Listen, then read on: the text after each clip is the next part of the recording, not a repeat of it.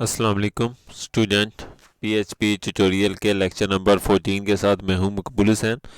आज के लेक्चर में हम इफ़ एल्स इफ़ के बारे में डिस्कस करेंगे। इससे पहले हमने इफ़ और इफ़ एल्स के बारे में देखा था।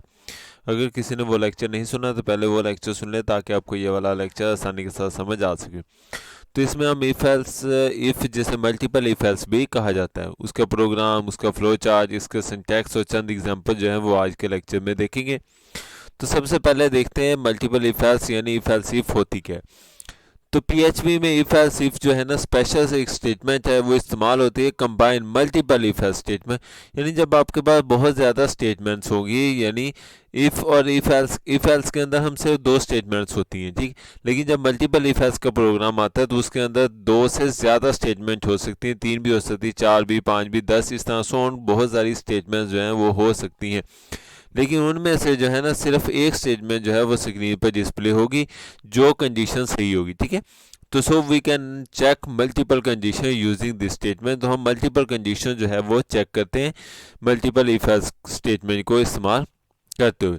तो इसका सिंटैक्स देखते हैं। सिंटैक्स में हम सबसे पहले इफ़ की कंडीशन लगाएंगे और उसके बाद अगर तो कंडीशन सही है तो हम उसकी करली ब्रैकेट्स ओपन करेंगे और जो स्टेटमेंट है कंडीशन वन की वो हम डिस्प्ले करवा देंगे। लेकिन अगर ऐसा नहीं होता तो फिर हम कहाँ जाएंगे, हम एल्स पर जाएंगे और उसके बाद दोबारा फिर एक और कंडीशन लगाएंगे, ठीक है, जिसे कंडीशन टू के नाम से जाना जाएगा। और अगर कंडीशन टू सही है तो फिर हम क्या करेंगे, कंडीशन टू की स्टेटमेंट जो है वो शो करवाएंगे, ठीक है। लेकिन अगर ऐसा नहीं होता तो फिर हम क्या करेंगे, एल्स पर जाएंगे और उसके बाद कंडीशन थ्री जो है वो चेक करेंगे। और अगर कंडीशन सही है कंडीशन थ्री, और कंडीशन थ्री की जो स्टेटमेंट है वो एग्जीक्यूट हो जाएगी। लेकिन अगर ऐसा भी नहीं होता तो इस तरह सो ऑन जो है हम condition four, condition five, condition six जो है वो चेक करते चले जाएंगे। मिसाल के तौर पर कंडीशन हमारी टोटल सिक्स है, तो अगर सिक्स के सिक्स कंडीशन जो है वो फॉल्स हो जाती हैं तो फिर हम कहाँ जाएंगे, फिर उसके बाद आखिर में हम एल्स पर आएंगे और उसके बाद एल्स वाली जो स्टेटमेंट है वो डिस्प्ले करवाएंगे और उसके बाद हमारा जो प्रोग्राम है वो एंड हो जाएगी, ठीक है। अब हम इसका फ्लो चार्ट देखते हैं। तो आपके सामने जिस तरह नज़र आ रहा है, पहली हमारी कंडीशन वन है। अगर कंडीशन वन सही है तो फिर हम क्या करेंगे, स्टेटमेंट शो करवाएंगे और उसके बाद जो है प्रोग्राम एंड कर देंगे, ठीक। लेकिन अगर कंडीशन वन जो है वो फॉल्स हो जाती, ठीक, तो फिर हम क्या करेंगे, कंडीशन टू को चेक करेंगे, ठीक। और अगर कंडीशन टू सही है तो हम कंडीशन टू की स्टेटमेंट जो है वो स्टेटमेंट टू डिस्प्ले करवाएंगे और उसके बाद प्रोग्राम एंड कर देंगे। लेकिन अगर कंडीशन थ्री फॉल्स हो जाती है तो फिर हम क्या करते हैं, यानी कंडीशन टू फॉल्स हो जाती है तो फिर कंडीशन थ्री को चेक करेंगे। और इसी तरीके से कंडीशन थ्री अगर सही है तो स्टेटमेंट शो करवाएंगे और उसके बाद प्रोग्राम एंड कर देंगे। लेकिन अगर कंडीशन एंड जो लास्ट वाली एंड है यानी कंडीशन थ्री भी फॉल्स हो जाती है तो फिर हम फॉल्स वाली स्टेटमेंट जो है शो करवा कर अपना प्रोग्राम एंड कर देंगे, ठीक है। तो हमारे पास एक प्रोग्राम है, यानी एक नंबर है आपके पास और वो आपने बताना है वो नंबर पॉजिटिव है, नेगेटिव है या ज़ीरो है, ठीक है। तो मिसाल के तौर पर आप कोई भी नंबर देते हो तो अगर हम ये देखा जाए कि वो नंबर क्या है, पॉजिटिव है, नेगेटिव है या ज़ीरो है, तो उसमें हम ये देखेंगे, यानी अगर नंबर जो है वो अगर ज़ीरो से बड़ा है, ठीक, तो फिर हम क्या शो करवाएंगे, पॉजिटिव। लेकिन अगर वो नंबर ज़ीरो से छोटा है तो हम क्या शो करवाएंगे, नेगेटिव। और अगर ऐसा नहीं है तो फिर वो क्या होगा, ज़ीरो के बराबर होगा। तो हम पीएचपी का स्टेटमेंट शो करवाते हैं, फिर इसको हम पहले इधर समझा लें, फिर आपको प्रोग्राम रन करके भी दिखाएंगे। तो हमने एक वेरिएबल लिया है जो टी जो है वो ज़ीरो के बराबर लिया है, यानी एक वेरिएबल की वैल्यू हमने ज़ीरो शो करवाई है। तो हम वैल्यू चेंज भी करके दिखाएंगे आपको।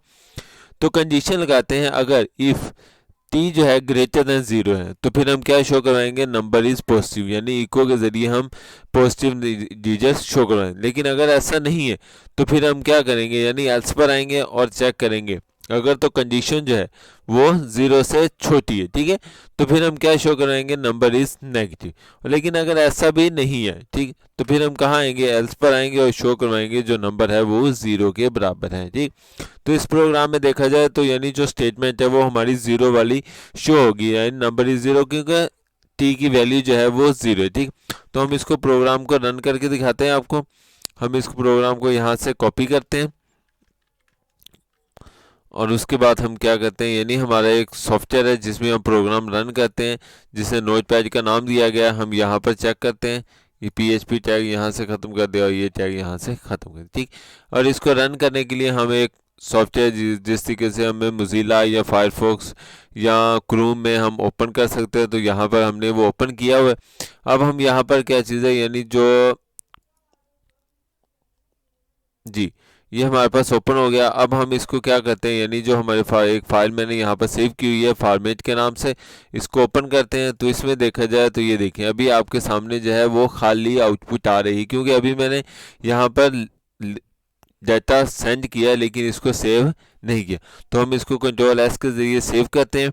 जब हम सेव कर लिए, ठीक, अब हम इसको रिफ्रेश करते हैं तो देखते हैं इसमें कोई एरर तो नहीं है। जब हम इसमें देखते हैं तो वो कहता है नंबर इज़ 0, आपके सामने आउटपुट नज़र आ रही।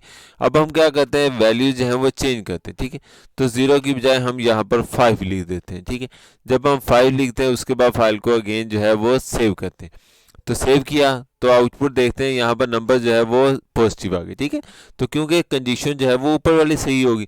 और अगर ऐसा भी नहीं है, यानी हम वैल्यू जो है वो -5 लिख देते हैं, जिस तरह आपको नज़र भी आ रहा है मैंने यहाँ पर एन की टी की वैल्यू जो है -5 है। तो इस हिसाब से देखा जाए तो जो सेकंड स्टेटमेंट है यानी नंबर इज नेगेटिव वो शो होगी, क्योंकि वो 0 से छोटी है, ठीक। तो अब हम इसको सेव करते हैं, फाइल को कंट्रोल एस के ज़रिए भी हम सेव कर सकते हैं। हम इसको रिफ्रेश करेंगे तो ये देखें आपके सामने जो आउटपुट आ गई है वो नंबर इज़ नेगेटिव है, ठीक है। तो यानी दोनों में से, यानी अगर एक से ज़्यादा स्टेटमेंट्स आ जाएं तो अब हम क्या करते हैं, मल्टीपल इफ एल्स का इस्तेमाल करते हैं। ये देखिए इसमें इफ़ आया, उसके बाद एल्स आ गया, फिर इफ़ आया, फिर एल्स आ गया, ठीक है। इस तरह सो ऑन जो है बार बार इफ़ और एल्स जो है वो प्रोग्राम में आते चले जाते हैं। अब हमारा नेक्स्ट प्रोग्राम है वो है जी, काफ़ी इंटरेस्टिंग प्रोग्राम, अक्सर जो है यूज़ भी होता है, डिस्प्ले ग्रेड मार्क्स। यानी आपने यूज़र से एक नंबर लेना है, मार्क्स लेने हैं, और फिर वो मार्क्स जो है वो शो करवाने हैं कि मार्क्स जो है यानी जो ग्रेड है वो शो करवाना है कि भी ग्रेड उसका ए आया है, बी आया है, सी आया है, डी आया है या एफ ग्रेड आया है, ठीक है। तो इस तरह सोन यानी कोई भी ग्रेड आ सकता है, क्योंकि 40 से ऊपर नंबर हैं तो वो पास है, लेकिन पास तो 80 से ऊपर वाला वो भी पास है। तो फिर हम क्या करते हैं, ग्रेडिंग कर देते हैं। तो ग्रेडिंग के लिए जो प्रोग्राम बनाया जाता है वो आज के लेक्चर में समझाएंगे आपको। सबसे पहले PHP का टैग यूज़ करेंगे, उसके बाद हमने एक वेरिएबल की वैल्यू ली है मार्क्स, और उसको जो वैल्यू दी है वो 69 जो है वैल्यू साइन कर दी। अब हम कंडीशन लगाते हैं इफ़ मार्क्स, ठीक है। तो यानी अगर मार्क्स लेस देन जो है 30 के, यानी जो मार्क्स हैं लेस देन 30 हैं तो शो क्या करवा दो, एफ शो करवा दो, ठीक है। लेकिन अगर ऐसा नहीं है, यानी मार्क्स जो है 33 अगर ज़्यादा हैं तो फिर हम क्या शो करवाएंगे, यानी एल्स इफ, ठीक है, यानी एल्स लिखेंगे। और उसके बाद हम लिखेंगे इफ़ मार्क्स जो हैं लेस देन इक्वल टू 34, यानी अगर 34 से ज़्यादा हैं और 50 से कम है, ठीक है। तो फिर हम क्या शो करवाएंगे, हम शो करवाएंगे यानी जो कंडीशन है, यानी फेल की बजाय हम यहाँ पर डी ग्रेड शो करवा देते, ठीक है। यानी अगर 34 से लेकर 50 के दरमियान में अगर नंबर है तो फिर क्या शो होगा, डी ग्रेड। और इसी तरीके से अगर ऐसा नहीं है, मिसाल के तौर पर उसके नंबर जो है 51 आ जाते हैं तो फिर इसका मतलब कंडीशन फाल्स होगी।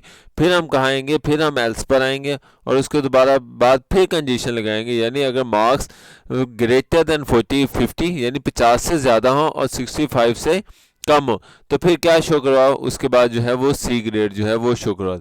लेकिन अगर ऐसा भी नहीं है, मिसाल के तौर पर उसके मार्क्स जो है 70 आ गए, तो इसका मतलब है पहली कंडीशन भी गलत है, दूसरी कंडीशन भी गलत है, तीसरी कंडीशन भी गलत है।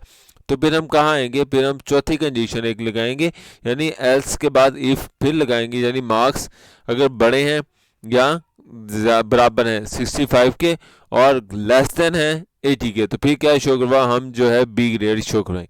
और अगर ये कंडीशन भी गलत हो जाती है तो फिर हम क्या करते हैं, यानी अगर दोबारा फिर एक और कंडीशन लगाते हैं, सेम वही तरीका का, सिर्फ बार बार हम एल्स इफ यानी कंडीशन लगाते चले जाने और उसके बाद स्टेटमेंट जो है वो शो करें। और अगर 90 से भी ज़्यादा है तो फिर हम क्या करेंगे, एल्स आएगा और उसमें हम क्या कहेंगे, else if marks greater than 90 and marks less than 100, यानी अगर 100 से कम है तो फिर क्या शो करवा, A+ ग्रेड जो है वो शो करवा दें, ठीक।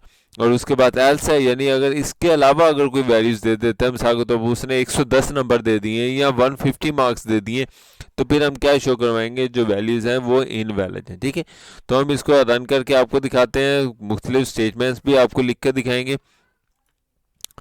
जी हम यहाँ से कॉपी करते हैं डाटा को, Ctrl+C, उसके बाद नोट पैड ओपन किया, नोट पैड में हमने क्या किया, यानी Ctrl+V करके जो है प्रोग्राम यहाँ पर शो करा, ठीक है।